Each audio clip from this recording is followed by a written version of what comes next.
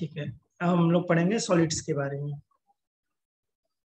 Solid सुनते ही मुझे सबसे पहले याद आता है यंग्स मॉडुलस, जिसको हम लोग क्या बोलते हैं, stress by strain, right. F upon A upon delta L by A. ध्यान रखना है एफ कौन सा लेना है, नॉर्मल या परपेंडिकुलर, ठीक है। दूसरा है बल्क मॉडुलस, इससे आने के चांसेस हैं बल्क मॉडुलस से। इसका फॉर्मूला होता है minus delta P upon delta V by V. अगर आइसोथर्मल प्रोसेस है तो बल्क मॉडुलस किसके इक्वल होता है, प्रेशर। एडियाबेटिक है गामा प्रेशर।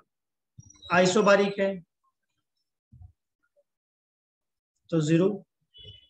आइसोकोरिक है तो इनफिनिट। सही बात है। फिर हमारा आता है शेयर मॉडुलस। शेयर मॉडुलस हम बोलते हैं F upon A upon tan theta. F कौन सा, टेंजेंशियल, और tan theta x by L, ठीक है। फिर आता है Poisson ratio, lateral strain upon longitudinal strain, ठीक है।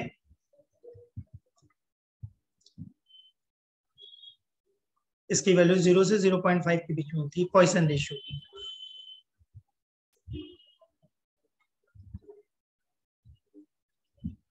पॉइसन रेशियो होता है minus delta R by R upon delta L by L. फिर इसमें याद रखना है स्प्रिंग कांस्टेंट को हम वाई ए बाई एल कह सकते हैं। तो अगर एक स्प्रिंग को तुम बीच से कट कर दोगे तो क्या लेंथ हाफ हो गई है,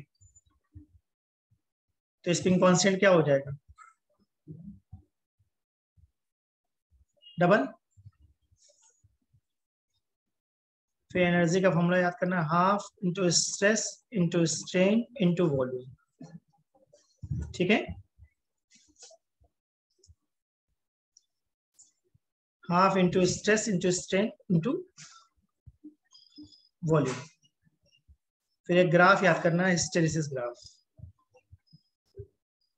एक नैरो बनाया है और एक ब्रॉड बनाया है, ठीक है। इसका एरिया क्या देगा, एनर्जी लॉस, बढ़िया, energy loss per unit volume. अगर हम चाहते हैं एनर्जी लॉस कम हो तो किसको प्रेफर करोगे, 1 को या 2 को, 1 को। 1 को, यानी कार के टायर 1 से बनाने चाहिए, राइट।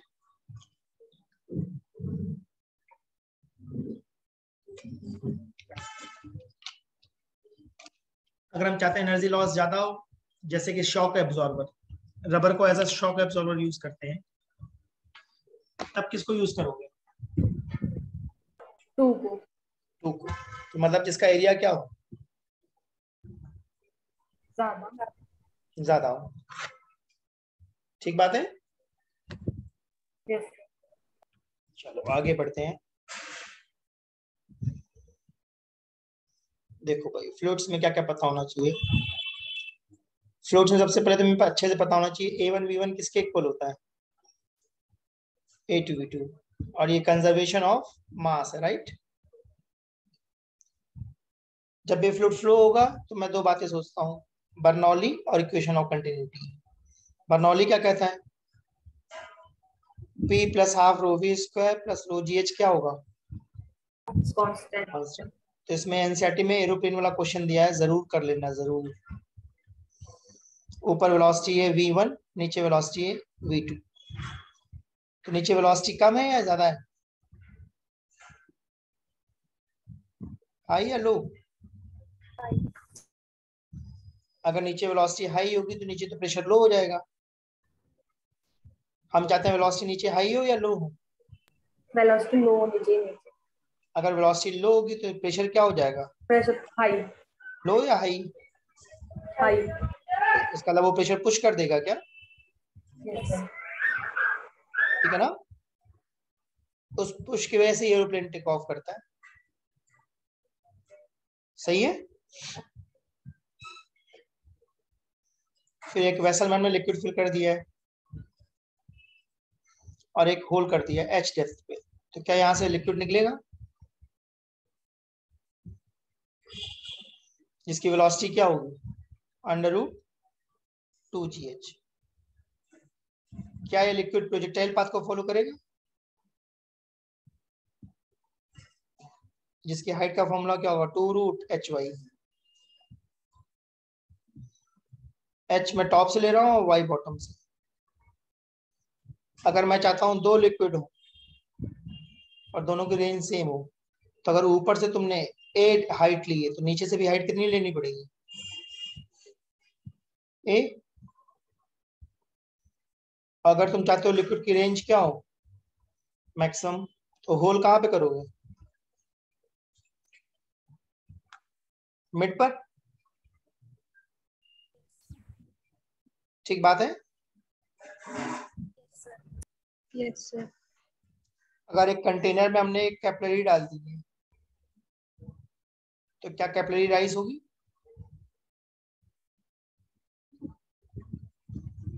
कितनी राइज होगी h, जिसका फॉर्मूला क्या है 2s cos theta cos theta by r rho g। A s हमारा सरफेस टेंशन है जिसका फॉर्मूला होता है F/L।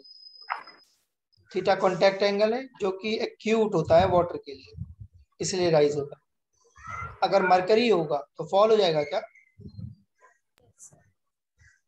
राइज के लिए मैंने बोला एक्यूट एंगल होना चाहिए और फॉल के लिए ऑब्ट्यूज होना चाहिए। फॉल वाला एग्जांपल मैंने क्या बोला है मरकरी। अगर इसको लिफ्ट में डाल दोगे, लिफ्ट अपवर्ड एक्सेलरेट हो रही है, क्या G+A हो जाएगा, सही बात है। यस। अगर ड्रॉप्स को कंबाइन करोगे तब बेसिक बात क्या लगानी है, volume conservation and U equal to S delta है, सही बात है। अगर सोप है तो क्या डेल्टा ए को डबल करना है, यस। ठीक बात है।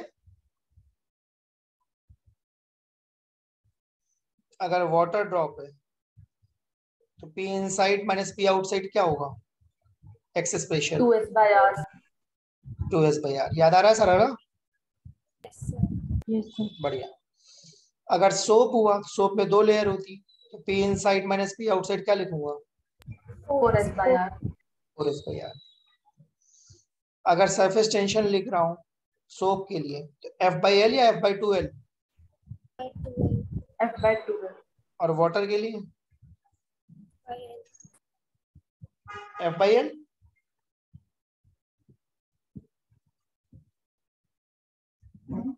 ठीक है।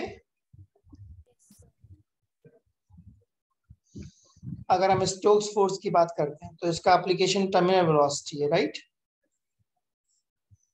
एक ऑब्जेक्ट है जो डाउनवर्ड फॉल हो रहा है, अगर mg डाउनवर्ड लग रहा है तो बॉयंसी और विस्कस फोर्स अपवर्ड लगेंगे।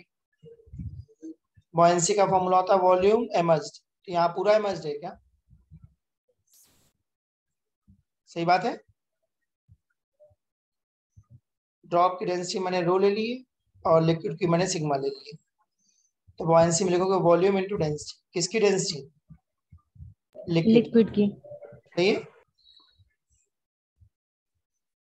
तो क्या वेलोसिटी टाइम के साथ इंक्रीज होती है और थोड़ी देर बाद कांस्टेंट हो जाती है, उस कांस्टेंट वेलोसिटी को हम लोग क्या कहते हैं, टर्मिनल वेलोसिटी। 1 मिनट का होल्ड करना।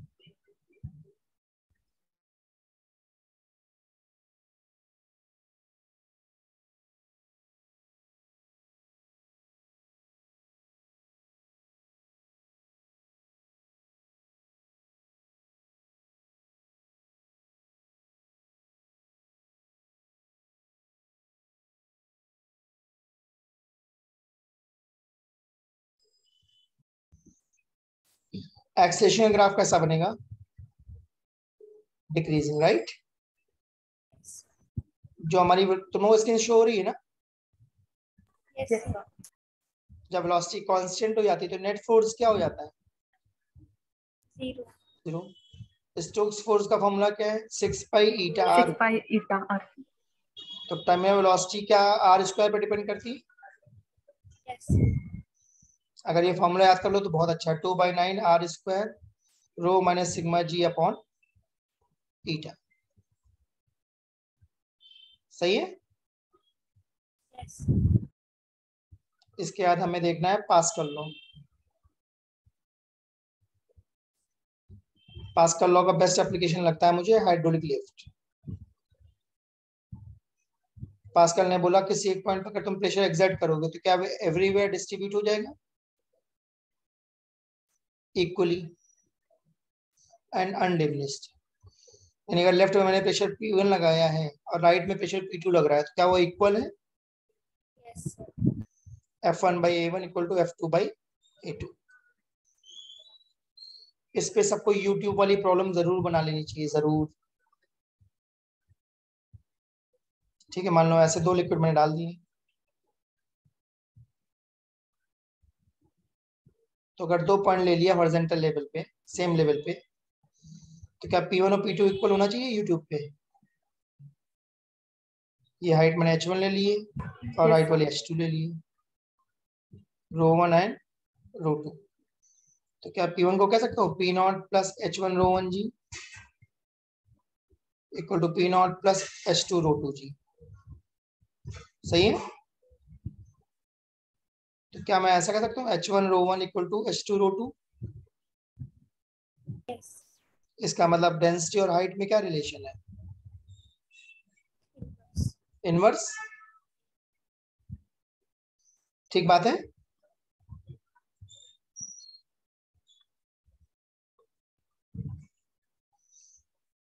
इसके बाद देखते हैं हीट ट्रांसफर में क्या पता होना चाहिए। जब भी कोई एक रॉड है और इसमें हीट ट्रांसफर होती है तो हमेशा हीट जाएगी high to low temperature, right? तो कितनी हीट पर सेकेंड जा रही है उसका फॉर्मूला है dQ/dt equal to K A T high minus T low upon L। ठीक बात है। अगर रेडिएशन से हीट लॉस होती है तो हम लोग स्टीफेंस लॉ लगाते हैं, सिग्मा ए T⁴। अगर वेवलेंथ और टेम्परेचर में रिलेशन चाहिए तो टेम्परेचर जितना ज्यादा होगा वेवलेंथ उतनी कम होगी। ये हमारा वीन्स लॉ है, राइट? सही बात है। Yes, sir. अगर किसी लिक्विड का टेम्परेचर में राइज कर रहा हूं तो फॉर्मूला हीट का कौन सा लगाना है? Sn delta T. अगर स्टेट चेंज हो रही है तब मल्होत्रा ml। अगर वाटर से आइस बना रहे हैं तो एल को कितना डालोगे? 80। लेटेंट हीट ऑफ फ्यूजन कहते हैं। अगर वाटर से स्टीम बना रहे हो तब लेटेंट हीट ऑफ 500। सही है। वाटर की स्पेसिफिक हीट कितनी याद रखनी है? 1 कैलोरी पर ग्राम पर डिग्री सेल्सियस।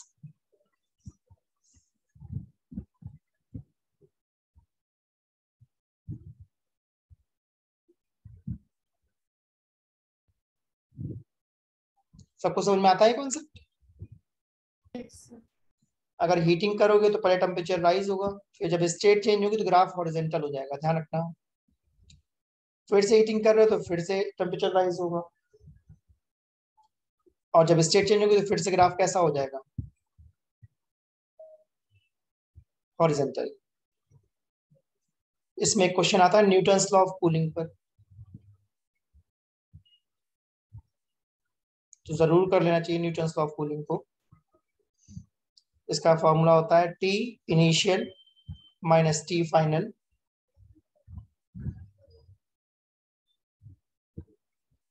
Upon time. किसी को याद है ये formula? Yes sir, equals to K upon time average minus T root. K T initial plus T final by 2 minus room W minus T root. सही ना। इसके 2 ग्राफ भी पता होना चाहिए। पहले टेम्परेचर ऑफ बॉडी फॉल होती है और धीमे धीमे धीमे धीमे रूम के इक्वल होना चाहती है। सही है। कभी कभी लॉग वाला भी ग्राफ पूछ लेते हैं। Temperature of body minus temperature of room, तो वो स्ट्रेट लाइन बनेगा।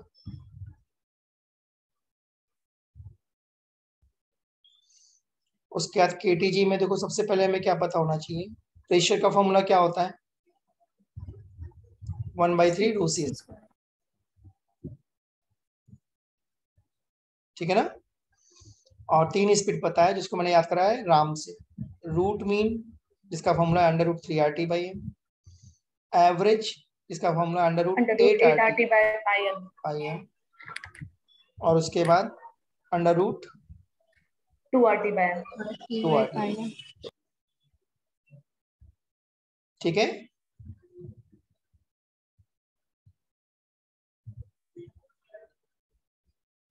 आई होप याद आ रहा है।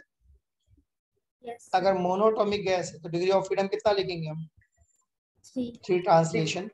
CV किसके इक्वल होता है FRT by FR/, CP minus CV किसके इक्वल डालना है R R के। गामा किसके इक्वल होता है CP CP/CD CP/CV, बिल्कुल सही। या कुछ और भी कह सकते हैं 1 + 2/f 1 + 2/f या CP/C।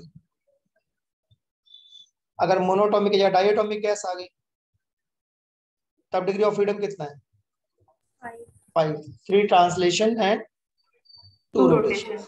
अगर हाई टेम्परेचर आ गया तब डिग्री ऑफ फ्रीडम हो जाएगी 7, 3 translation 2 rotation and each vibration के लिए 2 मोड होता है, ठीक है। ध्यान रखना मैंने ईच वाइब्रेशन के लिए 2 मोड बोला है। बाय चांस मान लो एग्जाम में बोलता है 5 वाइब्रेशन है तो फिर क्या मुझे यहाँ 10 लिखना पड़ेगा, Yes sir. yes sir ठीक बात है। उसके बाद मैं चाहता हूँ मेन फ्री पाथ याद रखो, right 1/√2 n πd², 1/√2 n πd², ठीक है। Yes sir. अच्छे से याद कर लेना भाई इसको। इसके बाद हम बात करते हैं SHM की। SHM का एक ही बेसिक मतलब है F is proportional to -x और A is proportional to -x।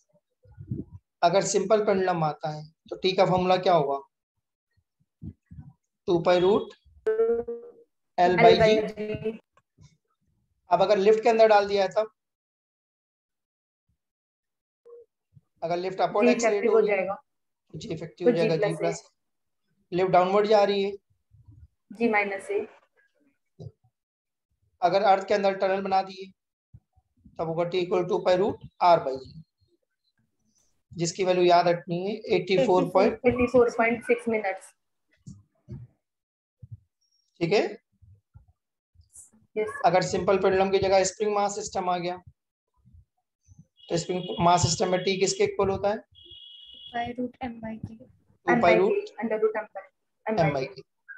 अगर स्प्रिंग सीरीज में आ गई है तो 1/k सीरीज कितना होगा 1/k1 1/k1 + 1/k1 + 1/k2। अगर पैरेलल में आ गई है K1 K1 + K2 ठीक है। अगर मैं बोलता हूँ काइनेटिक एनर्जी बताओ तो ½ a² - x²। k का फॉर्मूला क्या याद रखना है m⍵²। और v का फॉर्मूला क्या याद करना है ω√a² - -x ग्राफ अगर मैं पूछता हूँ vx ग्राफ कैसा बनेगा इलिप्स, ठीक है। पोटेंशियल एनर्जी हमें ऑलरेडी पता है क्या स्प्रिंग की ½ kx², टोटल एनर्जी के लिए दोनों को ऐड कर दो ½ ka², बढ़िया, ठीक है। मेन से एक्सट्रीम तक जाने में कितना टाइम लगता है 3/4 4। अगर मैं a/2 कह रहा हूँ तो मीन से a/2 तक जाने में 3/12 3/12 बढ़िया। मीन से a/√2 तक जाने में 3/6 t/8। 3/8 अगर मैं पूछता हूँ frequency of kinetic energy 2f 2f, potential energy 2f 2f, total energy 0 अगर मैं पूछता हूँ टाइम पीरियड ऑफ के ई, T by 2. तो T T by by 2. Two. Potential energy T by 2. T by T by 2. Two. Total energy Infinity. Infinity. अगर मैं पूछता हूँ एवरेज के ई, 1 by 4 K. 1/4 के square. Average P 1 by 4 K square. 1/4 के square. Average total energy 1 by 2 K square. 1/2 के square. Graph पता होना चाहिए, जो U है वो U है, मतलब पोटेंशियल एनर्जी। जो उल्टा U है वो हमारा कौन है, Kinetic energy. और जो स्ट्रेट लाइन है वो कौन है, Total energy. ये ग्राफ ऐसे टच कर रहा है इसको, ठीक है।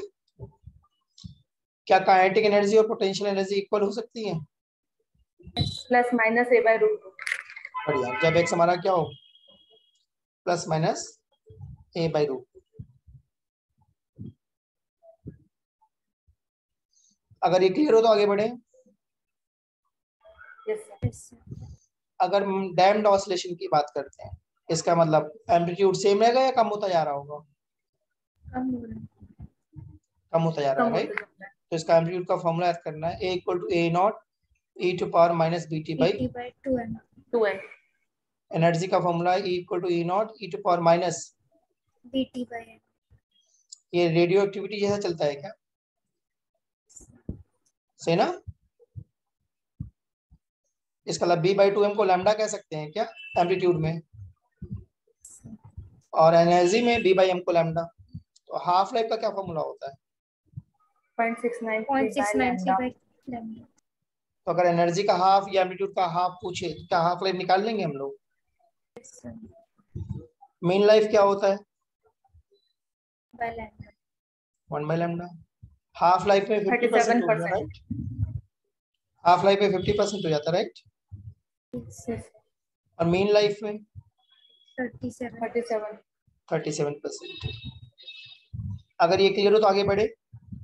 Yes, sir. वेव्स में क्या ऑर्गन पाइप पता होना चाहिए? एक मिनट आप होल्ड करना बस।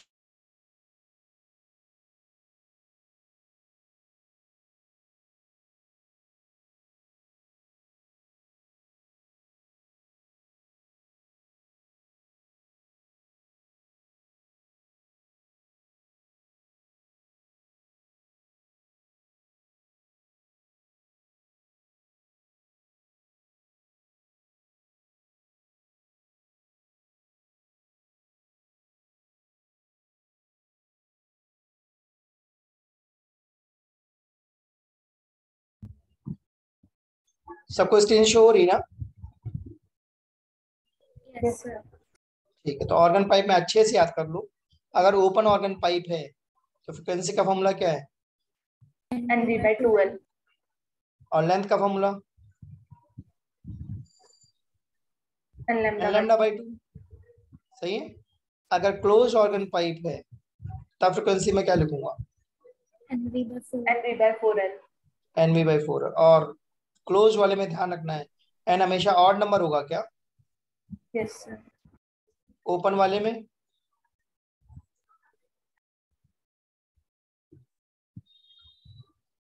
ओपन वाले में कुछ भी डाल सकते हैं क्या, मतलब 1 2 3 4, ठीक है। ओपन ऑर्गन पाइप में ओवरटोन का कोई फॉर्मूला बता सकता है मुझे?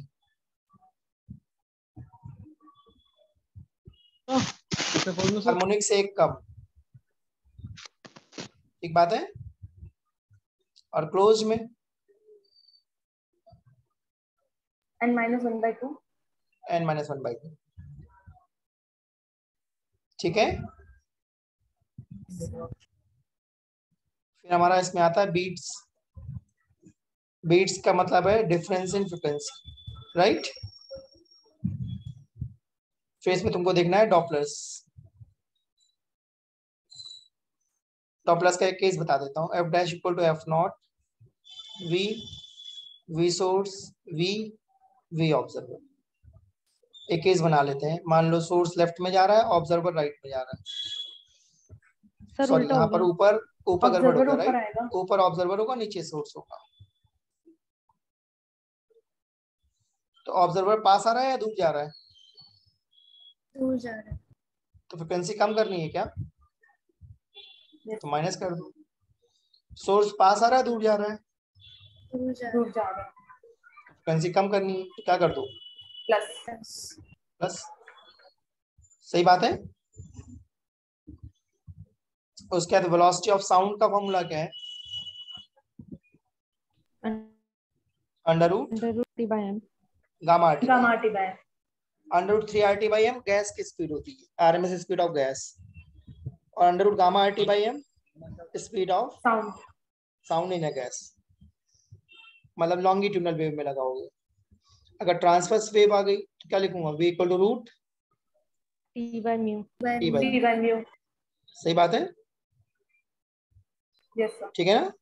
फिर एक फॉर्मूला में जाता याद करो, ओमेगा इक्वल टू केंद्रीय विद्यालय, ठीक है। ओमेगा इक्वल टू केवी में v किसकी स्पीड है? Wave.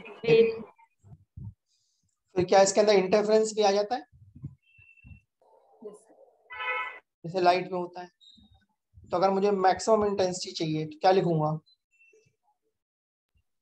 Root I one √I1 plus plus √I2. Root I two का whole Whole square, whole square और मिनिमम चाहिए तब minus root I one minus root I two का होल स्क्वायर, ठीक है। आई होप सबको क्लियर हुआ। अगर रिजल्टेंट इंटेंसिटी चाहिए तब क्या लगाएंगे? 4 I one plus I two plus two root plus I 2 one I root two I1 I2 cos cos 5 cos delta x by lambda किसके इक्वल होगा? 5/2 पाई। बहुत बढ़िया, सब कुछ रिफ्रेश हो रहा है ना दिमाग में। Yes yes sir. मतलब इन क्लासेस का एम यही कि भाई तुमने अगर पढ़ रखा है पहले तो तुमको सब कुछ याद आ रहा होगा, भाई देखो ये सारी चीजें करनी है तुम्हें, ठीक है। अब बात करते हैं थर्मोडायनेमिक्स की, ठीक है।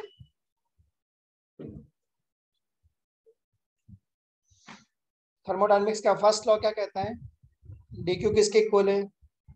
du plus dw plus D क्या ये कंजर्वेशन ऑफ एनर्जी है? Yes sir. du को हम लोग क्या बोलेंगे?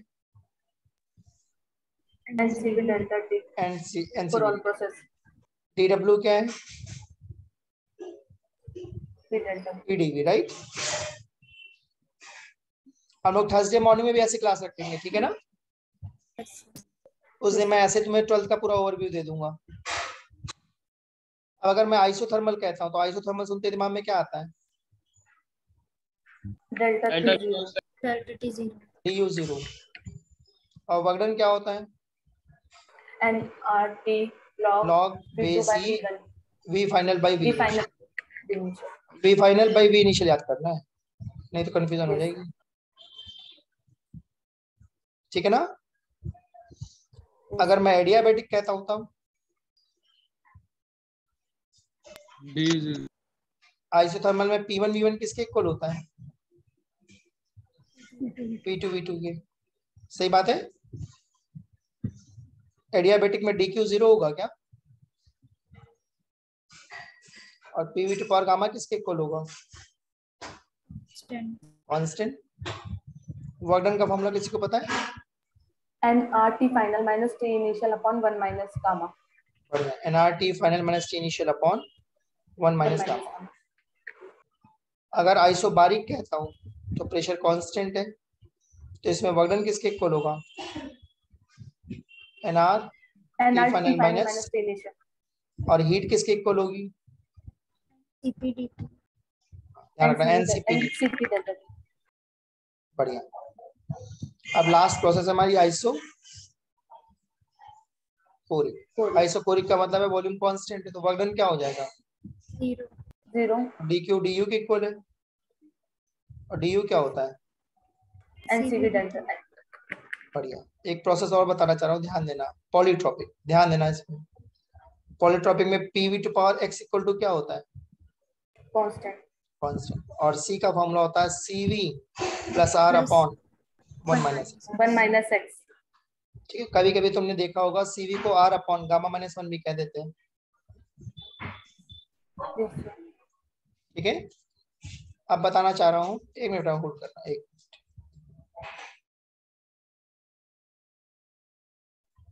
शिवम?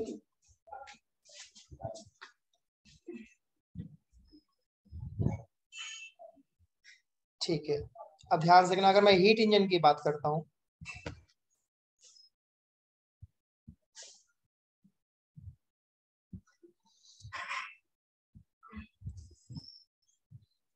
तो क्या कार्नोट में एक फॉर्मूला पता होना चाहिए, eta equal to W by Q input, पता है सबको? तुमको आवाज आ रही ना मेरी? Yes, sir. दूसरा formula eta equal to 1 minus T2 by T1, सही है? ये फॉर्मूला दिमाग में है सबके? Yes, sir. अगर मैं बोलता हूँ एसी या रेफ्रिजरेटर, तब दिमाग में क्या आता है? Coefficient of performance, right? Performance, जिसमें आउटपुट किसको मानते हैं हम? Q2 को, और इनपुट मानते हैं हम इलेक्ट्रिसिटी को। क्या W को Q1 माइनस Q2 कह सकता हूँ? Yes, यस सर, सही है? तो ये क्या बन जाएगा? T2 upon T1 minus. T1 minus, ऐसा सिमिलर फॉर्मूला मैं बना सकता हूँ हीट इंजन में भी, ऐसे W को Q1 minus Q2 by Q1, 1 minus Q2 by Q1, या फिर T1 minus T2 by T1, या सॉल्व करके 1 माइनस T2 बाई T1, एक ही बात है, राइट?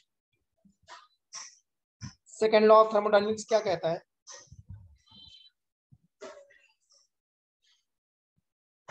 किसी भी इंजन की एफिशिएंसी 100% नहीं हो सकती, ठीक है? सेकेंड लॉ ऑफ थर्मोडायनेमिक्स क्या कहता है? ईटा कभी भी 100% नहीं होगा। इसका मतलब पक्का ईटा 100% से कम होगा। अगर मैंने 100 जूल एनर्जी दी है, तो क्या वर्क डन 100 जूल होगा या कम होगा? कम होगा। कम होगा। आई होप सबको क्लियर हो गया। Yes sir. तुम लोगों को सोलर कांस्टेंट का कुछ आइडिया है? सोलर कांस्टेंट या intensity, energy per unit area per unit time, ठीक है? तो सन से क्या एनर्जी फॉल होती है अर्थ पे?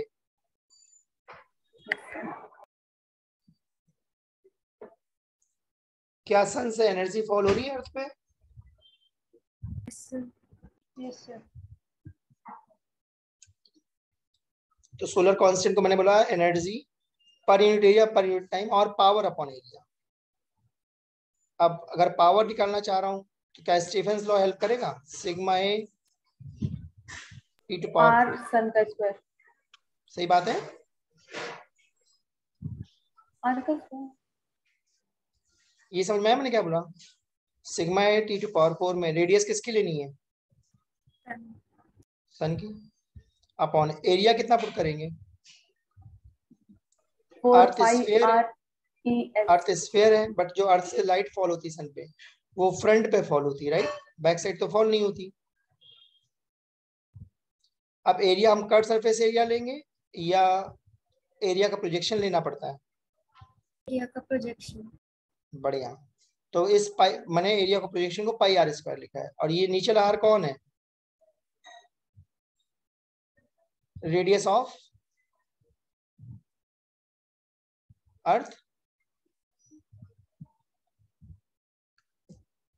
बताओ भाई, या कुछ और है? तो ऑर्बिट का रेडियस होती है ना कुछ सन और है। बढ़िया, बिल्कुल सही कह रहे हो। पहले हमें सन ऑर्बिट से की अर्थ रेडियस का देखनी, डिस्टेंस। बिल्कुल सही। ये जो पावर अपॉन एरिया है, ये तो जो सन निकाल रहा है, तो यहाँ पे 4 पाई आर स्क्वायर में क्या मैं स्मॉल आर लिखना चाहता हूँ? स्मॉल आर का मतलब है सन और अर्थ के बीच की डिस्टेंस, इनटू, अब मैं यहाँ क्या लिखना चाहता हूँ? Projection pi R square. ये जो पाई आर स्क्वायर है रेड कलर वाला, इसमें आर कौन है? अर्थ की रेडियस ऑफ अर्थ। और ये टोटल एरिया है या प्रोजेक्शन है? प्रोजेक्शन। प्रोजेक्शन। बढ़िया। तो ध्यान रखना, मैं बार बार बोल रहा हूँ, ध्यान रखना, यहाँ पाई आर स्क्वायर होगा। नोटिस करा सबने? ठीक है, आई होप काफी आइडिया लग गया है तुम लोगों को अब। Yes. Yes sir. ठीक है, अगर एक ग्राफ दे दिया, मान लो ऐसा कुछ पीवी ग्राफ, और एग्जाम में कन्वर्जन आ गया, इसको बनाओ VT graph. A to B कैसी प्रोसेस है? आइसोकोरिक। आइसोकोरिक। अब वॉल्यूम कांस्टेंट है, प्रेशर बढ़ रहा है तो टेम्परेचर भी बढ़ेगा ना। Yes. बी टू सी कैसी प्रोसेस है? Isobaric. आइसोबारिक। प्रेशर कांस्टेंट है, प्रेशर अगर कांस्टेंट है तो वॉल्यूम बढ़ाने पर Temperature भी बढ़ेगा। टेम्परेचर।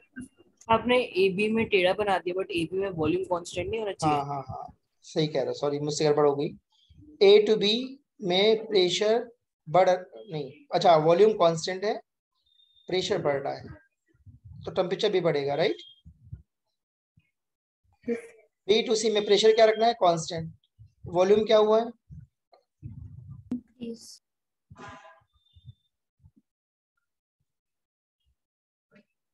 बी टू सी में वॉल्यूम इंक्रीज हो रहा तो टेम्परेचर भी इंक्रीज होगा, राइट। सी टू डी में क्या ए टू बी का उल्टा प्रोसेस चलेगा? और डी टू ए में क्या हो रहा है? बी सी का उल्टा। तो वो सही ग्राफ बनाया हमने।